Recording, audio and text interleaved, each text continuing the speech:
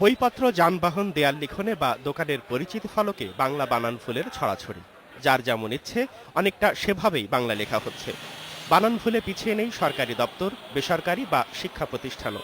পরীক্ষার খাতা থেকে শুরু করে সামাজিক যোগাযোগ মাধ্যমেও বাংলায় বানান ভুল লেখা হয়।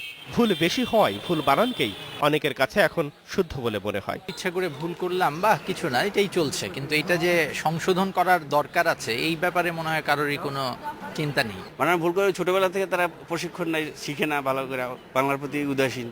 বিশেষজ্ঞদের মতে বাংলা বলা সহজ হলেও এ ভাষায় অনেক বিদেশি শব্দ ও সমাসবদ্ধ পদের কারণে লিখিত রূপ কিছুটা জটিল। বিশ্বকবি রবীন্দ্রনাথ ঠাকুর সহ অনেকেই বাংলা বানান সহজ করার চেষ্টা করেছেন। সবশেষ 1992 সালে বাংলা একাডেমি প্রমিত বানান রীতি চালু করে, কিন্তু তারপরও বানানে ভুল হচ্ছে। দীর্ঘ উ, দীর্ঘ উকার, দীর্ঘ ই, দীর্ঘ ইকার, এই রকম কিছু বিষয়, অন্তত 7-8টা বর্ণ যদি আমরা ব্যবহারে না রাখি, ইতিহাসের অন্তর্গত করে রাখি, তাহলে বাংলা ভাষার উন্নতির জন্য সেটা কল্যাণকর হবে।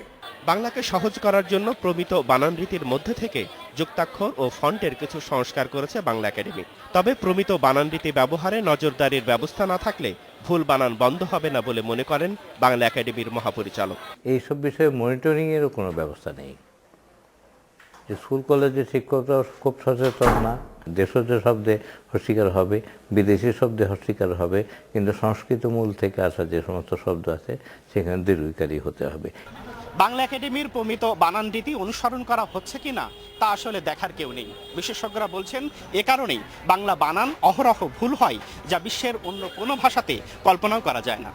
সুজন মেহেদী, ইন্ডিপেন্ডেন্ট নিউজ, ঢাকা।